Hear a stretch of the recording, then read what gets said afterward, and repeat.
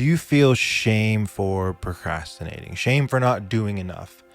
Then shame for not having done it sooner. Then shame for not having done it a different way. Shame, shame, shame. As highly aware creatives, we often fuel ourselves with this shame, that voice that says, where I'm at and where I want to be is such a painful gap, and it creates such a painful tension. In this video, I'm going to help you end some of this ambiguous shame cycling, so you can grab a hold of a more sustainable creativity and not be stuck with either procrastination or huge waves of productivity that sort of violently crash. I was stuck for years with crippling self-doubt, this shame-laced procrastination, and have now moved on to releasing 7 albums of just my own stuff, running my creative agency, and helping hundreds of other creators. If you're ready for the full strategic blueprint on how to beat procrastination and overthinking for the long run, it's linked below. It fucking works. It's helped so many people now.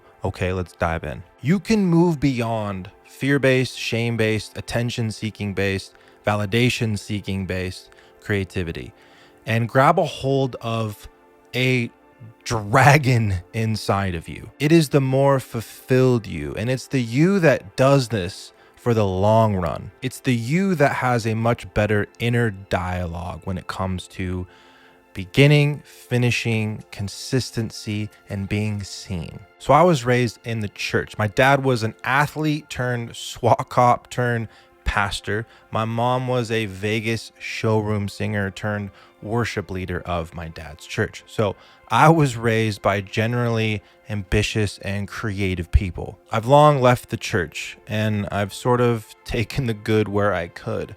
But now as an adult, I realized that my creativity, because of my upbringing, is very prone to a sort of oppressive force, one that I feel indebted to, where I have to take big ideas and present them in an impressive way in order to feel like I'm enough.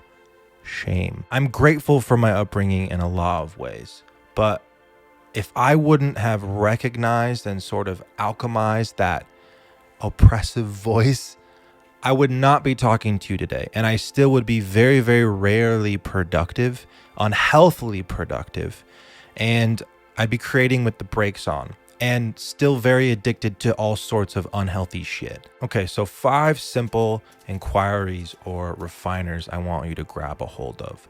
Number 1, what fuels you? I've now been lucky enough to be in the room with some pretty brilliant people, and I've found that this oppressive, kind of shameful creative drive is pretty unanimous with everyone. There's all kinds of ways that that shame voice gets instilled into someone. It seems like it's kind of par for the course inside of a creative brain, an unexamined creative brain. One could argue that existential shame is required for creativity, but here's where it flips. Shame is the peasant game, the servant game, kind of the slave game, the game that only works for a while. Shame worked fine for my creative fuel when I was an alcoholic and kind of wasting my weekends away and procrastinating everything, and I needed to be whipped into shape by that oppressive drive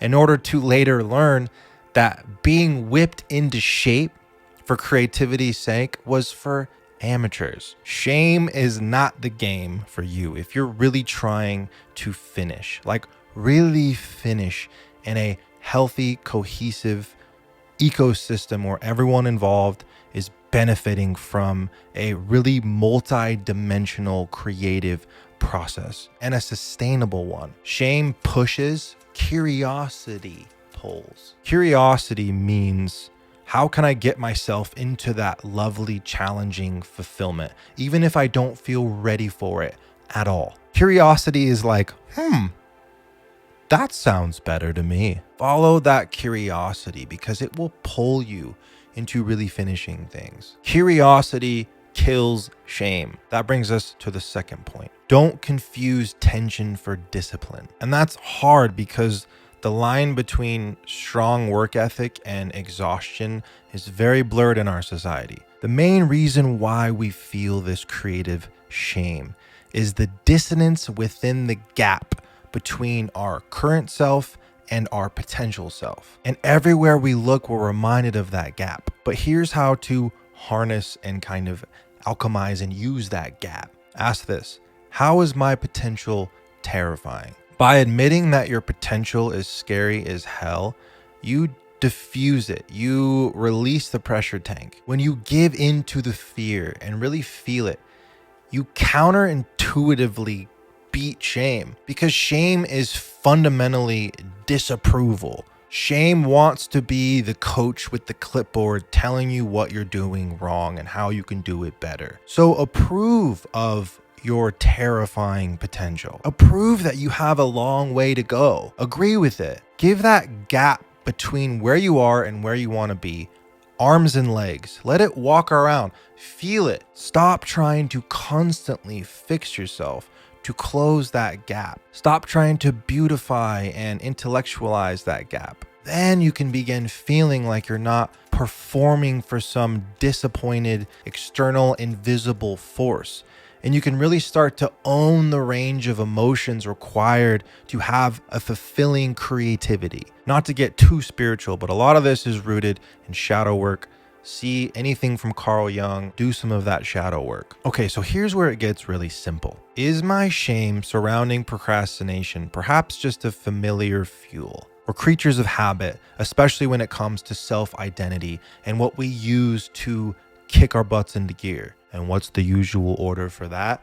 Shame's cousin, discipline. And here's why traditional discipline falls short. The rigid blacksmith, uber disciplined approach often turns creators into snakes eating their own tail. You begin to create an echo chamber of your own perfectionism. You end up sort of being precious and needing all of these variables and routines in place in order to start. You become so disciplined that you end up creating sort of high functioning comfort. And of course, the bitter cherry on top is you predominantly are fueled by shame, by that dissonance in the gap. So you're left spinning, comparing, developing this complex of being behind or off course, and you never settle into a satisfying groove that allows for arcs of pursuit and expression and arrival. Yes, certain aspects of discipline are needed for a good life, but discipline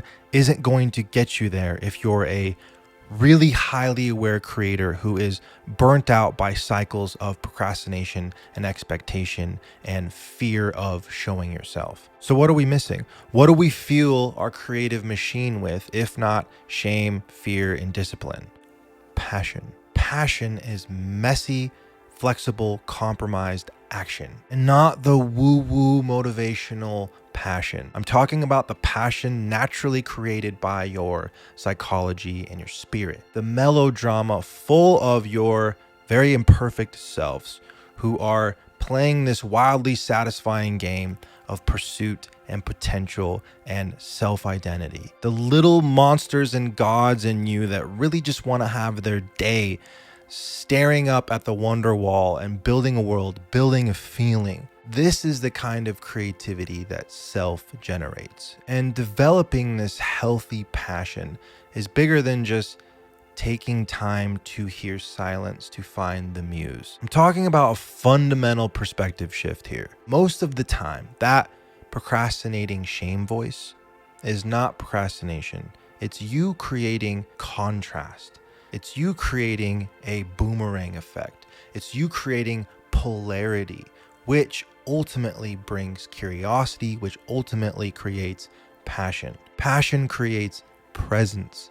Presence creates fulfillment. And fulfillment, my friend, is what you ultimately want. You don't love people or pursue creativity because of discipline. You do those things because of passion. At the end of the day, you only want to feel seen and you only want to belong. And that is only going to come from passion.